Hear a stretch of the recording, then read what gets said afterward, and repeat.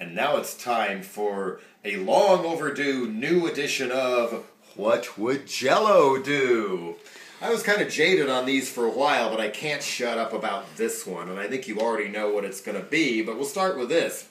I have always been pretty creeped out by Mark Zuckerberg, especially when he keeps saying things like he wants people to share more and more of their private lives online. Everything should be public about everybody, especially when he can make another $1 billion out of it and pocket him himself.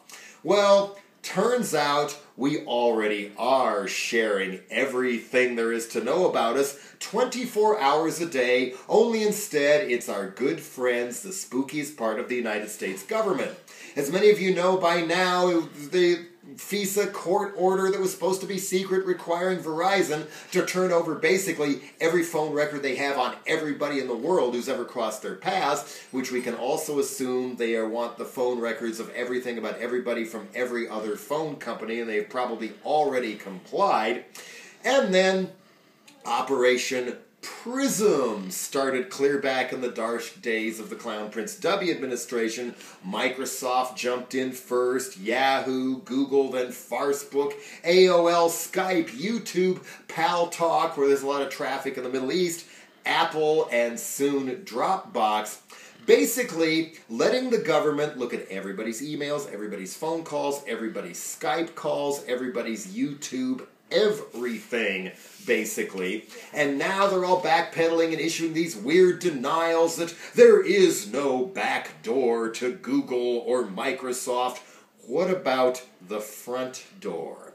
That's exactly what the FISA Court was set up for in the first place, and why their rulings are secret. Just like the one for Verizon saying basically, give everything to the government through the front door. Would you trust a court that operates in secret and whose spokesman, I kid you not, is named Sheldon Snook? Yeah, 77,000 intel reports a year, 1 in 7 come from the Prism program, which we're not sure isn't even legal. Are there really 77,000 new potential terrorists in this country every year, and not one of them are the people who bombed the Boston Marathon? What is wrong with this picture? The same that was wrong before 9/11, where so many people were under so much surveillance that finding out who the real 9/11 hijackers were and what they were about to do was like looking for a needle in a football stadium. Same now. You vacuum up everybody's dirt. How are you going to find the next Boston Marathon bombers? And make no mistake, now they're claiming NSA only spies on foreign stuff. Isn't that what the CIA was for all along?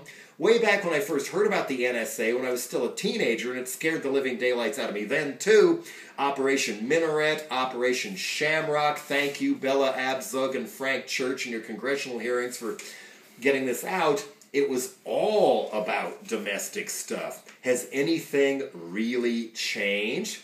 Add this to the indiscriminate bombing of innocent people with drones, and what more evidence do you need that something is deeply rotten in Barack-star land?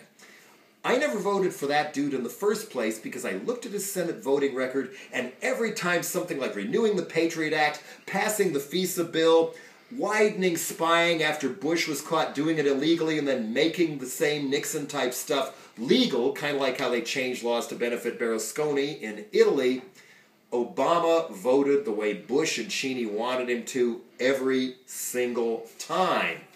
And of course, nothing was private anyway because the companies track all our shopping habits anyway so that they can then tell us what somebody else bought on Facebook at some point. So I've long proposed, okay, let's just put up with it all, have full employment in this country, give everybody a job, half the country spies on the other half of the country, like my McGruff the Crime Dog song off the album I did with the Melvins, where we each have our own guardian angel with a McGruff mask and a trench coat, spying on everything we do, watching us get it on in the bedroom. Okay, so that's probably not going to happen. What else can we do to fight back against this sort of thing? How about flooding these surveillance agencies, finding the key trigger words and just flood them with it? Kind of like Operation Tits Storm in Australia when Anonymous spammed the Prime Minister and all the legislators in response to some crazy bill to crack down on porno in ways not even Rick Santorum is obsessed on, where you could no longer show a woman masturbating or even a small-breasted woman because that was automatically child porn. All of a sudden, breasts of all sizes just flood everybody's inboxes to the point where they backed down. You know, in other words, spam the spies with butts and lies until they finally realize they're spying on too many people and it's not going to work anyway. Moral of the story being, once again, too much government secrecy is never a good thing, and it is never in the interest of national security for our government to routinely break the law on its own citizens. Had we had less secrecy, we would have known that the Gulf of Tonkin incident was faked a lot earlier and maybe never gone into Vietnam the way we did. Same with the weapons of mass destruction that all these people, the spooks who kept everything secret, knew didn't exist in Iraq before we went in there. Secrecy bad, whistleblowers good. Hooray for WikiLeaks. Bradley Manning's not a terrorist, Bradley Manning is a hero. Same for Julian Assange. You want another example of why secrecy sucks so much?